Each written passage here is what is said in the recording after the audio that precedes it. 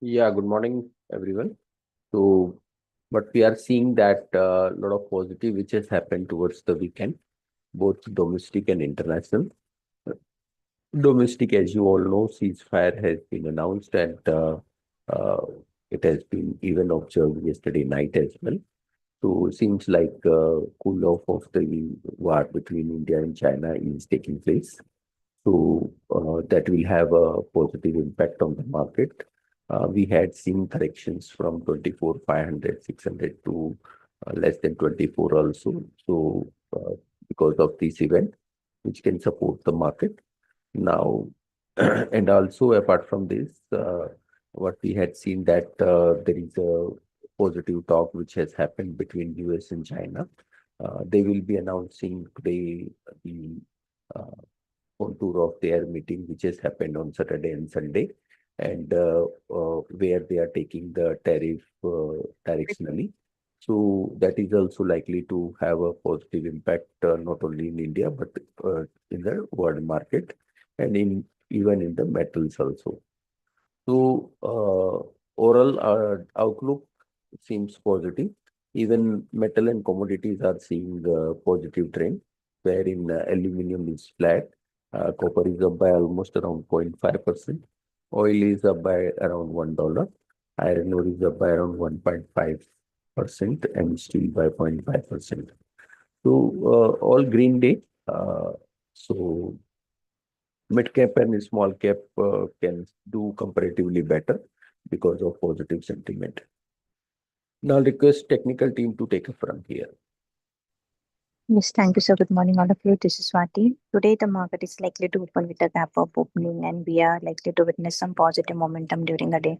On the technical front, last week on the Friday, we have seen that the Nifty managed to take a strong support of a 24,000 psychological mark and maintain a positive closing about the same, which has given a relief side. Now we have seen that the Nifty has taken a very strong support of a 200 DMA and we are likely to get a gap up opening. The Nifty is likely to continue this uptrend towards 24,470 will be the first resistance level. We need to keep eye on it. Any move about that level will extend this positive momentum towards 24,540 to 24,600 levels on the high side. Whereas the support is placed at around 23,940 is the initial support levels. Any move above that level will only trigger some sort of a profit bookings, which might take a nifty lower towards 23,870. But the overall view is definitely positive as long as Nifty sustains about 24,000 psychological marks. Coming towards the bank Nifty, Bank Nifty had shown some sort of a profit bookings in the last week. The index was down was almost 2.7%, but we believe that any correction on the Bank Nifty front will take a bounce back rally. Since the Bank Nifty has taken a very good support of 53,000.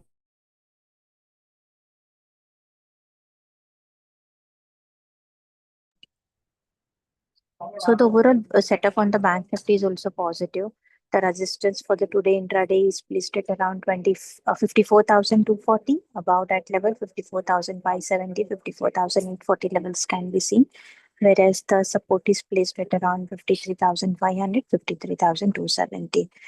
Stock specific, GSFC looks promising on the technical front. Friday, we have initiated a buy call. Those who have just initiated a buy call, they can maintain the call with a strong support of a 187 rupees. We are looking for a target of 208, 210 levels on the higher side. That's it from my end. I request derivative team to take the call forward. Yeah, thank you. Good morning, everyone. So on the derivatives front, as we have witnessed that in the last week, there was a major liquidation from the Nifty front, but still Nifty managed to hold the supportive levels on the downside. As I said in the last week also that the weekly support for the Nifty lies at 23,800 level. Once that level gets broken out, then we will witness fresh short position initiation in the market. But Nifty managed to hold that support, and in today's session, we are seeing that Q50 is likely to open 500 points on the upper end.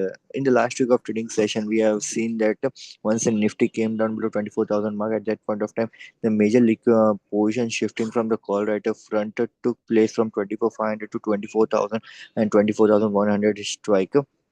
and at 24,500 level, which we were seeing from last 2 weeks, was holding strongly. The Colorado positions is not trading at the higher end. Almost the position is at around 11 million position from 18 19 million position. So the strength of the resistance at 24,500 has a lower up, and in today's session we are seeing that the Nifty is likely to open about 24,500 level. So if Nifty gives a closing above 24,500 level in today's session, then the major liquidation will take place from the call rate of front, and the position will get shifted on the upside towards the 25,000 to 25,200 level.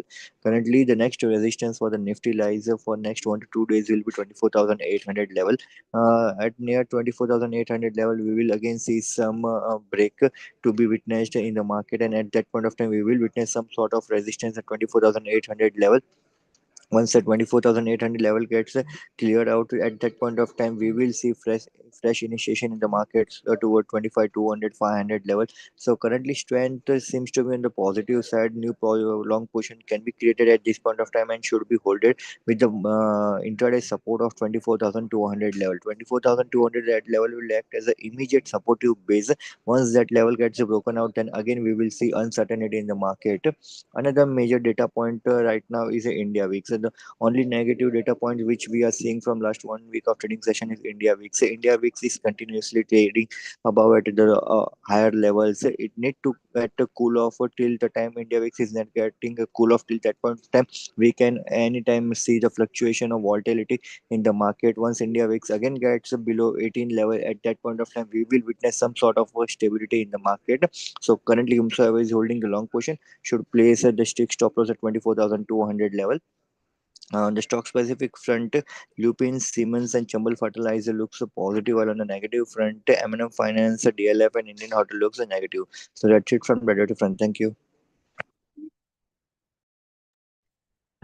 Good morning, everyone. On the result front, Dr. Reddy's posted the result on Friday, and the result was below expectations. Revenue grew by around 20% on a YY basis. In this, India business was down on a sequential basis. However, it is up by 16% on a YY. Overall, it witnessed revenue growth of 16% in FY25. The growth was led by new product launches and the favorable pricing. It has launched around 23 new brands during the year. The US and emerging markets have delivered decent performance. Europe has delivered 73% growth for the full year. This is mainly led by the last quarter performance, which has seen a growth of 142%. And this growth was led by the NRT acquisition, higher volumes, and the overall 39 new products which were launched during FY25. Revlimid continues to contribute significantly to the company's sales, and it is expected to end the patent expiry by Jan 26. Also, the management is guiding for the double-digit revenue growth in FY26, and the EBITDA margin in the range of around 28 to 29%. The stock is trading at a PE of around 16 times to FY26 earnings, and one can accumulate the stock with a long-term perspective. On the chemical fronts, Megmani Organics Limited posted the result. Overall, the result was good, where the revenue has grown by 35% and operating margins reported at 11.8%. The stock is currently trading at a PE of 13 times to FY26 earnings. Navin Fluorine International posted the result in line with expectations. Overall, revenue grew by around 16% and the operating margins reported at 25.5%. If we look at the segment-wise performance, HPP and the CDMO has done well, while specialty chemicals grown by 6% for the annual. The company is working on various capex like AHF. Also, it has AHF and the CGMP4. Phase 1 of the CGMP4 is expected to be commissioned by Q3 of FY26, and AHF capacity to be commissioned by Q2. It has also tied up with Chemros for the Opteon, which is a immersion cooling fluid. This is with this the company is foraying into advanced materials, and this is already discussed in the previous con calls also. So this is just the beginning in the advanced materials, and they are very positive on this particular segment. The company is guiding for the EBITDA margin of 23 to 26%. The stock is currently trading at around 52 times FY26 earnings, and we are positive on the stock. Thank you.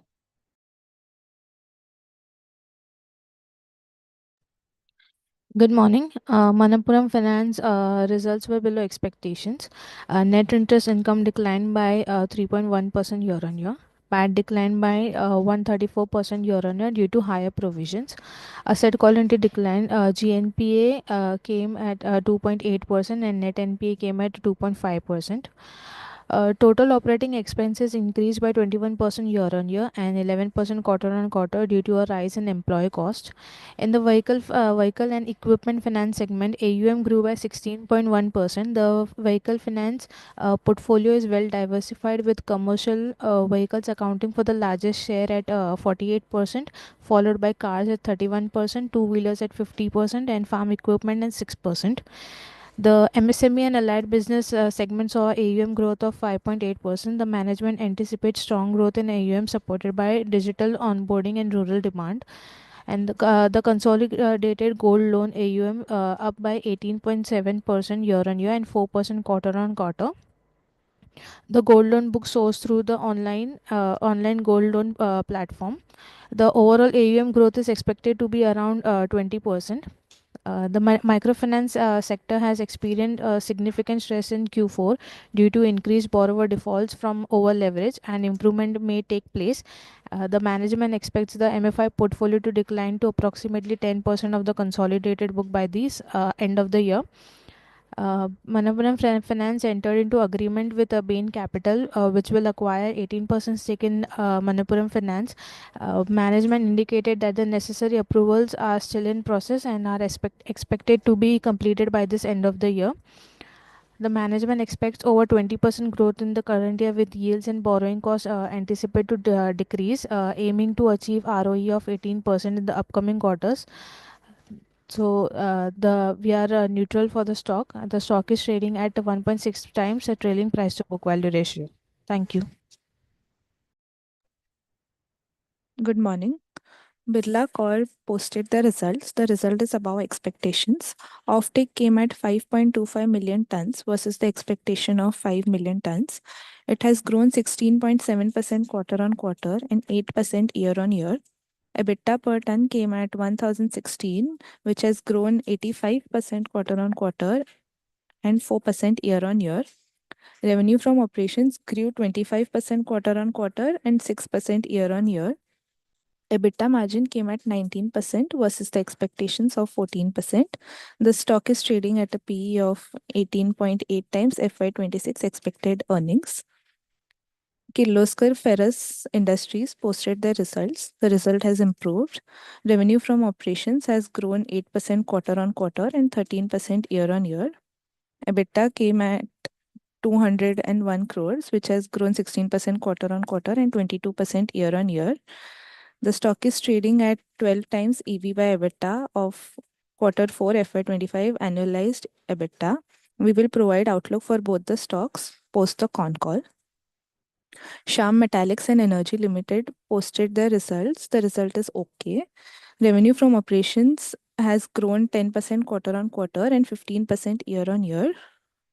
They recorded high EBITDA in Q4 of 554 crores, which is up 24%, led by improved product mix and operational efficiencies. EBITDA per ton was 7,700, significantly higher than the 6,400 in the previous quarter. They have done the highest ever quarterly volumes at 0.72 million tons with 90% plus plant utilization. The stock is trading at a PE of 15.5 times FY26 expected earnings. We are neutral on the stock. We also attended the con call of Jindal Stainless. The company expects EBITDA per ton to range between 19,000 to 21,000 in FY26, with the signs of recovery visible from Q1 itself. It projects 9 to 10% volume growth in FY26. Any anti-dumping duty implementation could boost both volumes and margins. Exports are expected to rise by 25 to 30% year on year in FY26. The capex guidance is around 2,700 crores, including spillovers from FY25 and earlier announced projects. It has acquired 9.62% stake in M1 Exchange to improve working capital efficiency and credit access. We are positive on this stock. Thank you.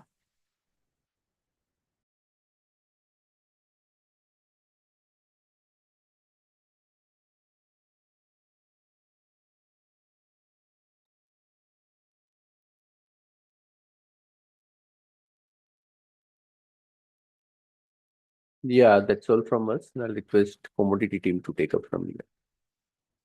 Yes, sir. Thank you very much. Good morning, everyone. So at today's session, gold prices have already opened 2,000 odd rupees down. One can wait for a pullback around 94 600 to 700, then initiate a sell. For trading purpose, if prices are supportive at 94,000, then one can buy for a pullback also. Silver prices are expected to pull back till 96 500, 700, whereby there could be some selling pressure. All in all, prices are trading in a range from 95 500 to 95 97,000. 97,000 is a area where prices are resisting. So all in all can trade in the range. And in metals, copper prices also are consolidating from 848 and 855. So selling around 855 is recommended with a stop loss of 860. And again on downside 845, one can initiate a buy with a stop loss of 842. Um, wherein zinc, one can initiate a buy around 250 with a stop loss of 248. On upside, expected to test 253, 54. And crude oil, one should wait for a dip around uh, 5170, 5150, and initiate a buy for a target of 5300. And in natural gas, one can initiate a buy around 315, 313 with a stop loss of 305. And on upside, it is expected to test 330, 335. So that's it from us. Thank you very much.